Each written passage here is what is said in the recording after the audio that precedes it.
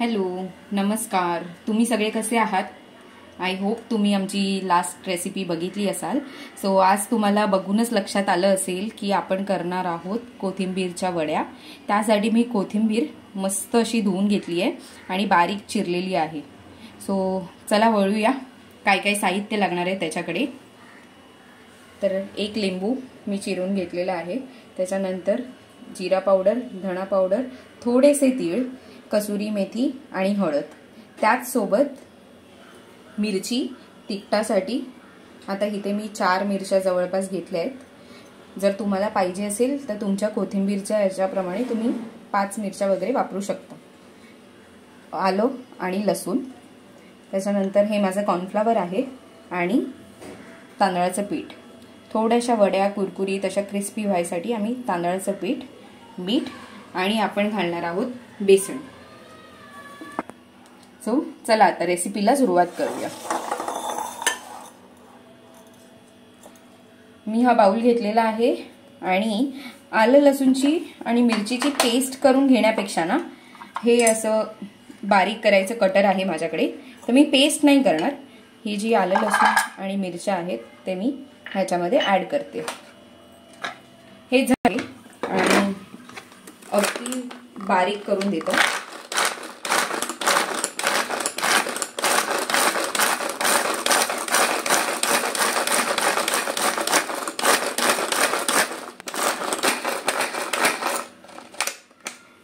आपली लसूण छान बारीक झाली आहे. ही बघा मस्त अशी आपली पेस्ट करून रेडी आहे. मिरचीचा बारीक असा वाटलेला ठेचा बाउलमध्ये घेतलेला आहे. त्यासोबतच हे जे साईडला केले हे सगळे आपण ह्याच्यात घालून घेऊया. असे मस्त त्याच्यासोबत मिक्स करूया. पूर्णतः मिक्स झाल्यानंतर 2 चमचे, छोटे चमचे मी तेल ऍड करते. पुन्हा एकदा चांगलं मिक्स करून घ्या. आता कोथिंबीर ऍड करूया. कोथिंबीर बारीक चिरून घेतली आहे. तुम्हाला याच्यामध्ये जर पाणी ऍड करायचं नसेल तर ओली ओली कोथिंबीर धुवून घ्यायची आणि तशीच तुम्ही बारीक कापायची. थोडंसं पाणी निथळून गेल्यानंतर तुम्ही बारीक कोथिंबीर कापायची. मग ती अशी ही बघा जरा ओलसर राहते. मग तुम्हाला ॲडिशनल पाणी ऍड करायची गरज नाही. ह्याच्यात मी 1.5 चमचा तांदळाचं पीठ घेतलं आहे. ते हे तांदळाचं पीठ मी ऍड केले आणि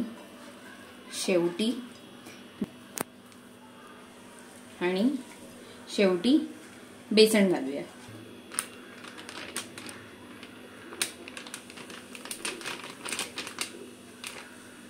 थोडं करून बेसन मिक्स करत जायचं. त्यासोबतच एका हाताने हलवून घ्यायचं. तर जेवढं पुरेल, जेवढं हवं असेल तेवढं बेसन घ्यायचं. साधारणतः या एवढ्या कोथिंबीरसाठी, एक कोथिंबीरची जोडी आहे ही, तर या कोथिंबीरसाठी 3 वाटी तरी बेसन लागेल. 2.5 ते 3 वाटी बेसन लागेल.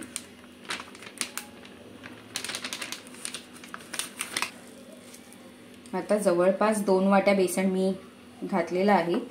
तर थोडा वेळ थांबायचं, पूर्ण मिक्स करून घ्यायचं. 3री वाटी किंवा अर्धी वाटी पण जे आहे आपण वेगळी करून घेतली ती एकत्र. हळूहळू तुम्हाला अंदाज येईल जशी आपली वडी तयार होते तशी. चांगलं असं कोथिंबीर मळून घ्यायची. जसं आपण पीठ मळतो ना कणिक, तसं मळायचं.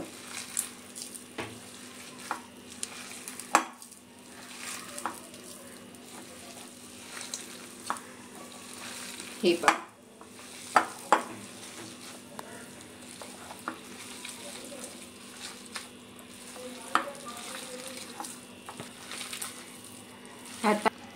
आता हे पीठ अजून पण गोळा होत नाहीये. ओके, पीठ हे असं झालं पाहिजे ना कोथिंबीर वडीचं की एक पूर्ण पिठाचा गोळा तयार झाला पाहिजे. ठीक आहे, तर मग आपल्याला अजून बेसन ह्याच्यात लागणार आहे. तर आपण जे पुढचं 1 वाटी बेसन आहे ना ते ऍड करूया.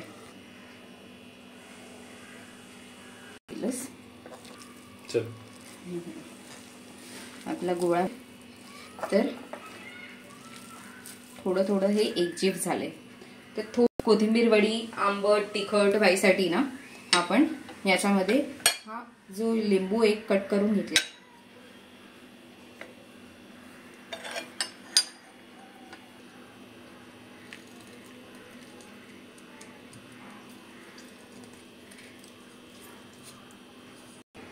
सो आता हे इनफ अमाऊंट ऑफ बेसन आहे ज्याच्याने गोळा व्यवस्थित तयार होईल. तर तत्पूर्वी मी हे शेवटचा इन्ग्रेडियंट म्हणजे आपलं मीठ चवीप्रमाणे ह्याच्यात ऍड करायचं हलकं हलकं. सुरुवातीला पण तुम्ही मीठ घालू शकता, पण मी यासाठीच घालत नाही कारण की बेसनचा अंदाज जो आहे, बेसन 2 वाट्या कधी कधी होतं, कधी 3 वाट्या होतं. तर जेव्हा पूर्ण पीठ आणि सगळे इन्ग्रेडियंट्स जेव्हा जातात तेव्हा अत्यंत शेवटी मीठ ऍड करायचं.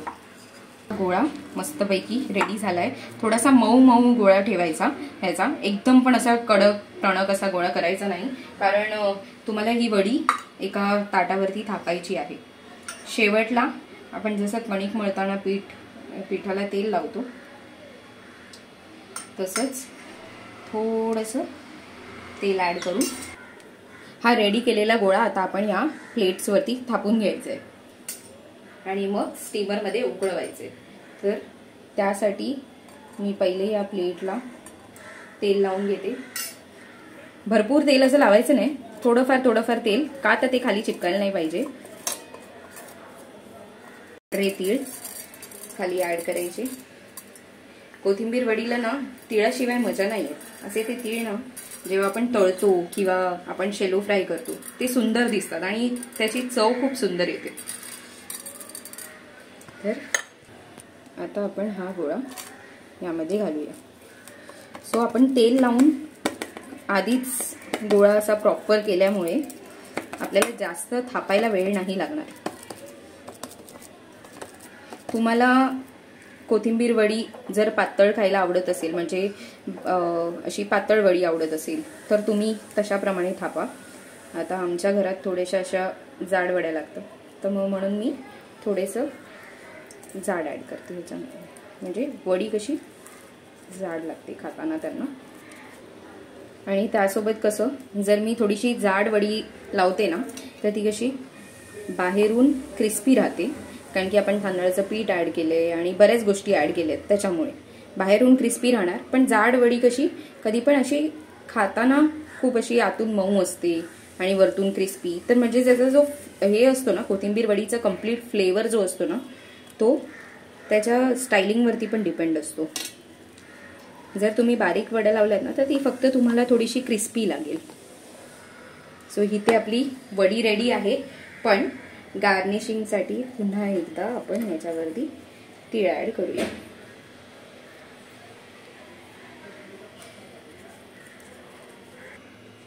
सो आता हे कॉर्नफ्लॉवर मी जे मगाशी घेतलं होतं ना 1 चमचा, त्याच्यात थोडंसं पाणी ऍड करून अशी कन्सिस्टन्सी बनवली आहे, थोडं घट्ट घट्ट असं. आणि आता आपण हे हलक्या हलक्या हाताने ब्रशच्या साहाय्याने वरवर लावून घ्यायचं. असं थोडासा क्रिस्पीनेस द्यायसाठी वडीला.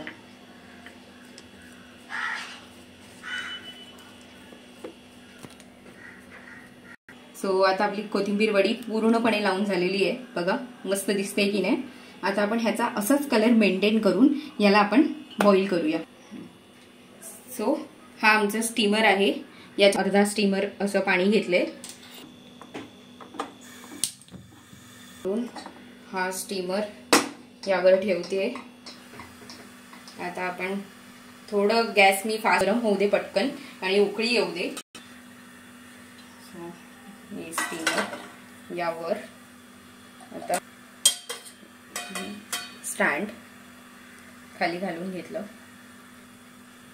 आणि त्यावर ठेवली ही पहिली वडीची प्लेट.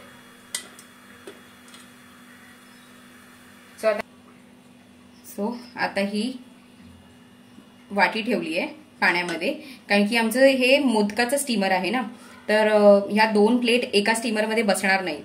म्हणून मग आम्ही ही आयडिया केली आहे की पाण्यामध्ये वाटी ठेवून ही एक प्लेट इथे स्टीम करायला ठेवली.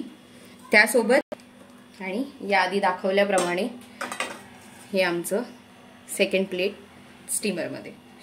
गॅस थोडा वेळ फास्ट ठेवायचा आणि आता आपण ठेवूया ह्या वड्या मस्तपैकी स्टीम व्हायला.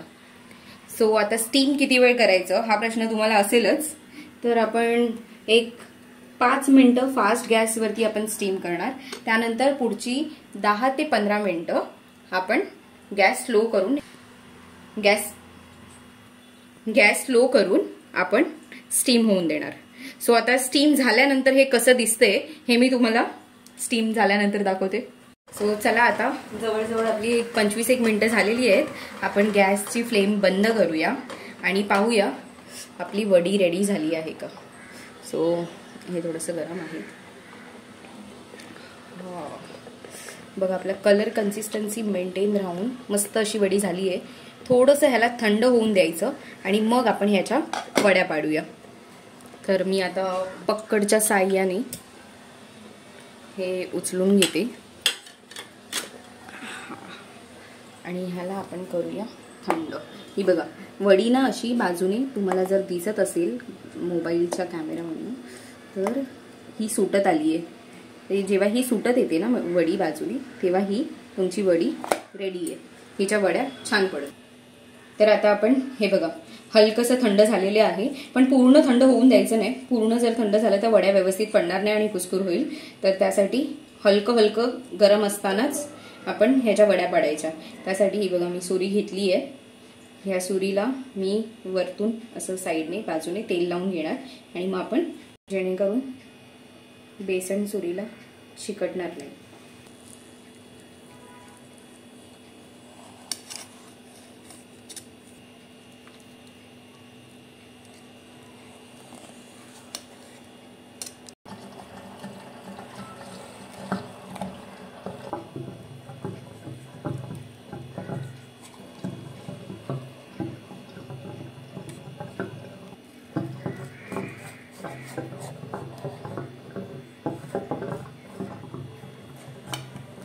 वड्या आपल्या रेडी आहेत. तर तुम्ही या अशा पाहू शकता. ही बघा मध्यम आकाराची अशी वडी हलक्या हाताने उचलली पण गेली आणि काही हे पण नाही. तर आता ह्या वड्या तुम्ही मध्यम आकाराची ही बघा मध्यम आकाराच्या अशा ह्या वड्या कटिंग केलेल्या आहेत. अलगद हाताने उचलल्या पण जात आहेत. तर बेसनही खाली तळाला चिपकलं नाहीये. तर वडीचं जर तुम्ही हे बघाल ही बघा अशी मस्त अशी सर्व बाजूंनी व्यवस्थित वडी झालेली आहे. सो आता ह्या आपल्या मस्तपैकी बॉईल झालेल्या आहेत. कोथिंबीर वड्या रेडी आहेत. तर आता तुम्हाला फक्त ह्याच्यासाठी एकतर तुम्ही ह्याला डीप फ्राय करू शकता किंवा शॅलो फ्राय करू शकता जसं तुमचं चॉईस असेल. जर कोणाला जास्त ऑइली आवडत नसेल तर तुम्ही ह्या शॅलो फ्राय करा किंवा एअर फ्रायर यूज करा. एअर फ्रायर ही खूप मस्त गोष्ट आहे. माझ्या घरी आहे. मी कधीतरी तुम्हाला एअर फ्रायचं चिकन वगैरे ह्या रेसिपी शेअर करेन. जर तुम्हाला ह्या रेसिपी आवडत असतील तर आमच्या चॅनलला लाईक करा, शेअर करा आणि सबस्क्राईब करा. आणि अशाच नवीन नवीन आणि छान छान रेसिपी आम्ही तुमच्यासाठी घेऊन येऊ पुढच्या भागात. तोपर्यंत टेस्ट ट्यून लाईक, शेअर आणि सबस्क्राईब करायला विसरू नका. थँक्यू.